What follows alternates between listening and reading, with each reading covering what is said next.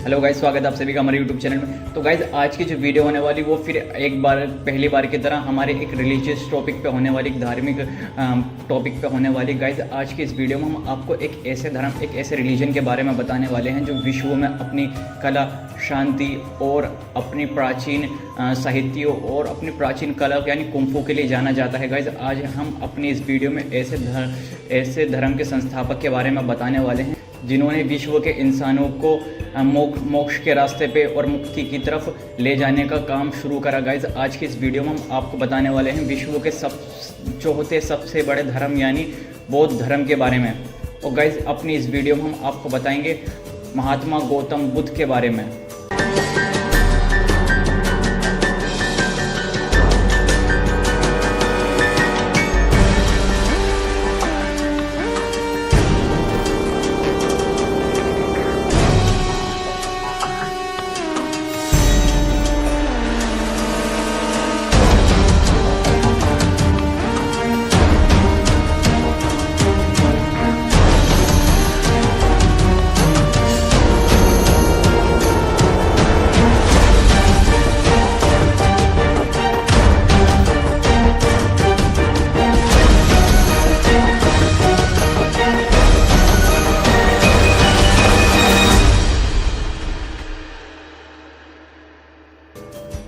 तो गाइज, अपनी इस वीडियो में हम आपको बताएंगे आखिर महात्मा गौतम बुद्ध कौन थे, कैसे उनका जन्म हुआ और कैसे उन्होंने अपने उपदेश दिए और कैसे उन्होंने इंसानों को अंधेरे से उजाले की तरफ खींचा और उन्होंने कैसे अपने विचारों से दुनिया को बदल के रख दिया और उन्होंने किस तरीके से अपनी बातों को दूसरों तक पहुंचाया। उनका जन्म कहाँ पे हुआ था, उन्होंने कहाँ पे उनको ज्ञान प्राप्त हुआ और किस तरीके से उनकी पूरी जर्नी रही लाइफ की और किस तरीके से आज बौद्ध धर्म दुनिया का चौथा सबसे बड़ा धर्म बन चुका है। ये सब हम आपको बताएंगे और बौद्ध धर्म में जो कुछ खामियाँ आई कुछ टाइम बाद, तो गाइस हम वो भी आपको बताएंगे कि वो क्या क्या थी। चलिए वीडियो स्टार्ट करते हैं। तो गाइस, हम आपको बताए थे कि महात्मा गौतम बुद्ध कब पैदा हुए थे। तो महात्मा गौतम बुद्ध की जो पैदाइश थी वो थी 563 ईसा पूर्व में, जो कपिल वस्तु जो आज का नेपाल है के पास लुम्बिनी के राजकुमार सिद्धार्थ के रूप में हुई थी। वे सुशोधन और महामाया के पुत्र थे, यानी कि सुशोधन उसके पिता का नाम था और महामाया देवी उनकी माता का नाम था। गाइस, हम आपको ये बता देते हैं कि जो महात्मा गौतम बुद्ध का जो रियल नाम था वो था सिद्धार्थ गौतम। तो गाइस, हम आपको बताए थे जो महात्मा गौतम बुद्ध थे उनकी शादी हुई थी यशोधरा से, और यशोधरा का विवाह अपनी ही बुआ के बेटे राजा सिद्धार्थ से हुआ था, यानी गौतम बुद्ध से। यशोधरा का विवाह जब राजा सिद्धार्थ से हुआ तब दोनों की उम्र 16 साल थी। यशोधरा अपने पति के कामकाज और उनके मन की उलझनों का पूरा ख्याल रखती थी। तो गाइस, हम इनके बेटे यशोधरा के बेटे का नाम बताए थे। इनका यशोधरा के बेटे का नाम है राहुल। हम आपको ये बता देते हैं कि सिद्धार्थ गौतम बुद्ध कैसे बने। तो बुद्ध के बचपन का नाम जो था वो सिद्धार्थ था। सिद्धार्थ गौतम के पिता को ये मालूम था उनका पुत्र बहुत ही उदार भावना वाला था, इसलिए जीवन के कटु सत्यों से दूर उन्हें महल की चार दीवारी के अंदर सब भौतिक सुखों के बीच बड़ा किया गया था। एक दिन किसी प्रकार उन्होंने अपने रथकार को उन्हें शहर घुमाने के लिए मना लिया। बाहरी दुनिया की उनकी पहली यात्रा काफ़ी दुखदायक रही। शहर घूमने के दौरान उन्होंने एक वृद्ध व्यक्ति को देखा, यानी कि बूढ़े व्यक्ति को, एक बीमार को और एक लाश को देखा। उन्हें देखकर उन्हें गहरा सदमा पहुंचा। उनके रथकार ने पूछने पर उन्हें समझाया कि प्रत्येक मनुष्य को जो जीवित रहेंगे इन्हीं दौर से गुजरना पड़ेगा और यही एकमात्र सत्य है। इसी क्षण से उन्हें यह एहसास हुआ कि मनुष्य के शरीर का जो श्रेय और अंत निश्चित है। रास्ते में उन्होंने यह गृह त्याग किए। सन्यासी को भी देखा जिसे मानो बुढ़ापे, बीमारी और मृत्यु से कोई परेशानी नहीं थी और जैसे उसने शांति प्राप्त कर ली थी। सिद्धार्थ ने निश्चय किया कि वे सभी संन्यास का रास्ता अपनाएंगे। कुछ समय के पश्चात उन्होंने राजमहल त्याग कर दिया और अपने सत्य की खोज पर निकल पड़े। सिद्धार्थ ने साधना के कई मार्गों की खोज की। इनमें एक था शरीर को अधिक से अधिक कष्ट देना। इस कारण वे मरते मरते बचे, लेकिन इन अतिवादी तरीकों को उन्होंने त्याग दिया और कई दिनों तक ध्यान करते हुए ज्ञान प्राप्त किया। इसके बाद से उन्हें बुद्ध अथवा इन्हीं व्यक्ति के नाम से जाना जाने लगा। बाकी जीवन उन्होंने धर्म या जीवन यापन की शिक्षा दी। गाइस, हम आपको ये बताए थे कि महात्मा गौतम बुद्ध को अपना दिव्य ज्ञान कहाँ से प्राप्त हुआ था, जो कि बोध गया, जो कि आज का बिहार है, वहाँ पर प्राप्त हुआ था। आम के पेड़ के पास जाने और उसे गिराने के बाद बुद्ध ने अंजीर के पेड़ यानी कि पिकस रिलीजियोसा को चुना। अंजीर के पेड़ को बोधि वृक्ष के नाम से जाना जाने लगा, क्योंकि बुद्ध को ऐसे ही एक पेड़ के नीचे 49 दिनों तक ध्यान करने के बाद ज्ञान बोधि प्राप्त हुआ था। हम आपको ये बताए थे कि महात्मा गौतम बुद्ध ने अपना पहला उपदेश कहाँ दिया था, यानी कि पहला प्रवचन कहाँ पे दिया था, जो कि सारनाथ, जो आज का उत्तर प्रदेश है, वहाँ पर दिया था।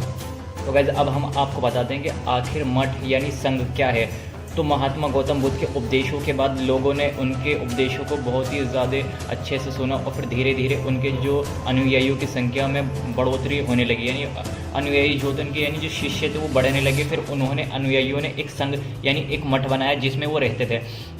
संघ को भिक्षुओं की संस्था भी कहते हैं, जिसमें वो रहा करते थे, जो धम्म के शिक्षक बन गए, यानी जो धम्म को यानी महात्मा गौतम बुद्ध की बातों को मानने वाले बन गए। वे एक सादा जीवन यानी बिल्कुल एक सादा सिंपल जीवन जीते थे। उनके पास कोई भी बस खाली आवश्यकता की चीज़ें होती थी, कपड़े, बर्तन। वो दिन भर इधर से उधर घूमते थे। कटोरा होता था जिससे वो उपासकों से अपना दान मांगते थे, दान पर निर्भर रहते थे और वो ही खाते थे, जिससे उनका जीवन उस पर ही निर्भर था और जिसे फिर उसके बाद उन्हें भिक्षु कहा जाने लगा। तो गाइस पहले संघ में बस खाली पुरुष ही पुरुष रहते थे, लेकिन फिर महात्मा गौतम बुद्ध के जो मित्र थे आनंद, जो महात्मा गौतम बुद्ध के जो मित्र थे आनंद, उन्होंने महिलाओं को भी संघ में शामिल करने के लिए मना लिया। तो संघ में आने वाली जो पहली स्त्री बनी वो बनी महाप्रजापति गौतमी, जो सिद्धार्थ की उपमाता थी। वो संघ में आने वाली पहली महिला बनी। और गैस संघ में आने के लिए 3-4 चीज़ें ज़रूरी होती थी, यानी अपना धन, अपना घर और अपना धन त्याग करना होता था, अपना घर त्याग करना होता था, सादा जीवन जीना होता था और उसके बाद वो इंसान कभी शादी भी नहीं कर सकता था, एक बार संघ में जो आ जाया करता था। तो ये बताते हैं कि जो महात्मा गौतम बुद्ध, उनकी शिक्षाएं पहले तो बोली गई थी, लेकिन बाद में उनको लिख दिया गया था। फिर ये त्रिपिटक थी, यानी कि 3 ग्रंथ थे इनके। तो गाइस त्रिपिटक थे जो पाली भाषा में लिखे गए थे। और पहला जो था वो था, ये पिटक में ये था कि उन जो मठों के रहने वाले थे वो उनके नियम और संग्रह गए। और दूसरा है गाइस सुत्त पिटक, इसमें बुद्ध की शिक्षाएं रखी गई थी। इस सुत्त पिटक में बुद्ध की शिक्षाएं लिखी गई थी और सुत्त पिटक में दी गई बुद्ध की शिक्षाओं को कहानी के आधार पर पुनर्निर्मित किया गया था। कुछ कहानियां में उनकी अलौकिक शक्तियां का वर्णन है, दूसरी कथाएं दिखाती हैं कि अलौकिक शक्तियों की बजाय बुद्ध ने लोगों को विवेक और तर्क के आधार पर समझाने का प्रयत्न किया। हमने सुत्त पिटक बता दिया। अब तीसरा जो था वो था अभिधम्म पिटक, जिसमें बुद्ध के दर्शन तो पूरा जीवन काल उसके बारे में बताया था। पाली, संस्कृत, चीनी और तिब्बती भाषाओं में लिखे इन ग्रंथों से आधुनिक अनुवाद को तैयार किया गया है। मतलब पाली के बाद इन भाषाओं में इसको चेंज कर दिया गया था ग्रंथों को। इन्हीं ग्रंथों के सहारे से महात्मा बुद्ध उस युग के सबसे प्रभावशाली शिक्षकों में से एक थे। उनके उपदेश इतने कल्याणकारी थे कि सैकड़ों वर्षों के दौरान उनके संदेश पूरे उपमहाद्वीप में और उसके पश्चात मध्य एशिया होते हुए चीन, कोरिया और जापान, श्रीलंका से समुद्र पार कर म्यांमार, थाईलैंड और इंडोनेशिया तक फैले।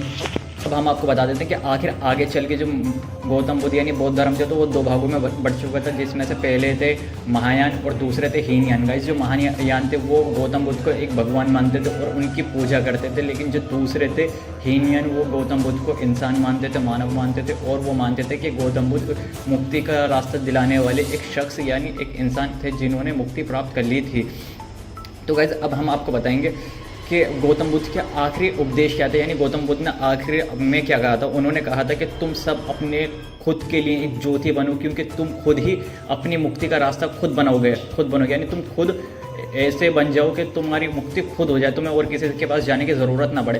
तो अब हम आपको बताएंगे कि महात्मा गौतम बुद्ध की मृत्यु कब और कहाँ और कैसे हुई। तो गाइस महात्मा गौतम बुद्ध की जो मृत्यु हुई वो हुई कुशीनगर में 483 ईसा पूर्व में महात्मा गौतम बुद्ध की मृत्यु हुई कुशीनगर में।